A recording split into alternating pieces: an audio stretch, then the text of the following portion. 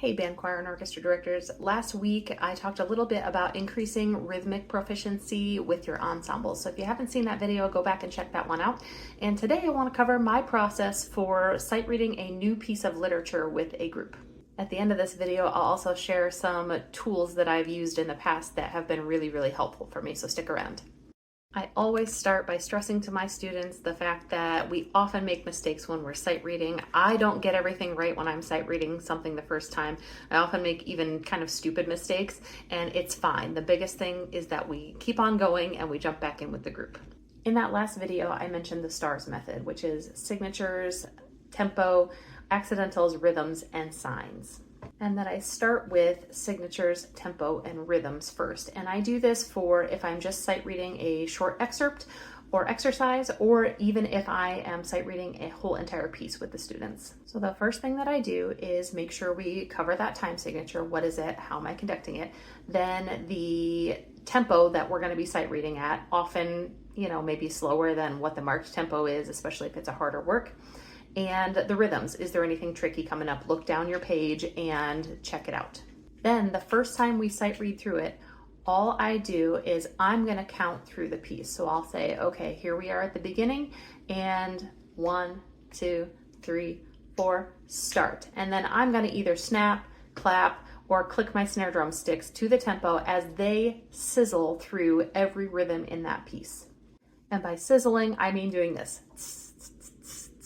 We don't even play the first time through. They only sizzle the rhythms on down the page. And I will call out mile markers as we go. I'll say 2, 3, here's letter A, 2, 3, 4, and they're continuing to sizzle as we go.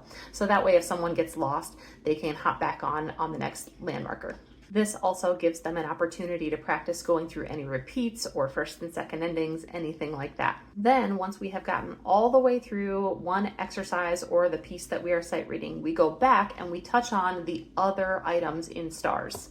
So that would be things like your key signature, your accidentals, all of that. We take a look at that, and then we're gonna sight read through it again, but not quite playing. So as a band director, my second time through would be clicking keys and tapping rhythms on rims for percussion, anything that's closer to playing, so they're getting that tactile experience of it, but they don't have the added pressure and drama and distraction of hearing everyone else's part quite yet. If you're an orchestra director, this might be playing through on pizzicato. If you are a choral director, it might be saying your solfege syllables or anything like that. That's kind of similar, where they're not fully performing, but it's close. Then once we get through all that, I ask the students to look at the whole piece that we just played and say, there was a couple spots that I missed. And then they can go back and silently practice through those or take another look, sizzle it again on their own for a couple of minutes. And that way they have a little better shot of catching it when we actually decide to play all the way through.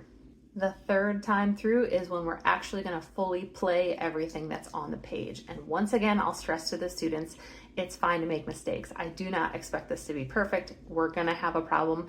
Our main goal is to get all the way through it and pick out as much as we can, leave the rest behind.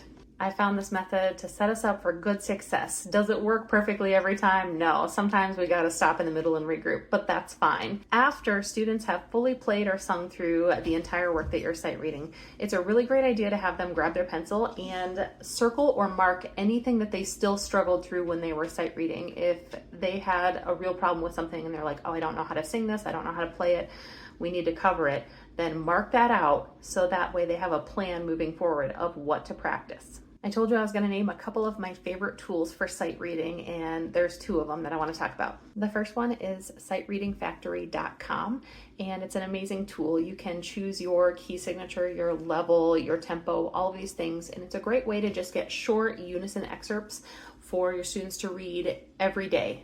Talked about that consistency part. You can get a number of trial exercises for free to try it out, and then it's a nominal fee for a yearly subscription where you can get unlimited amounts of exercises. So it's a really great one. Give it a try. It's at sightreadingfactory.com. And the other tool is the Texas Prep series. Now, if you're in Texas teaching, you, I'm sure, will be familiar with this. But for those of us who did not teach in Texas and haven't discovered it, this is the really great series that the UIL has put together. The UIL is the University Interscholastic League, and they have a series for band, choir, and orchestra that have a number of sight reading exercises that are leveled out and perfect for working on your students' sight reading skills. It's a really great idea to pick up a level or two below where your students' playing skill is, and that way you can kind of work them up with sight reading. And they are just fantastic in how they are leveled out so that your students can grow with them. Each one includes exercises that are in unison, harmonized, and fully scored, so they are terrific for this whole process. Once again, that's called the Texas Prep Series, and they are, of course, available at sheetmusicplus.com. That's it for today's tip, so good luck with your sight reading training, and we'll catch you next time.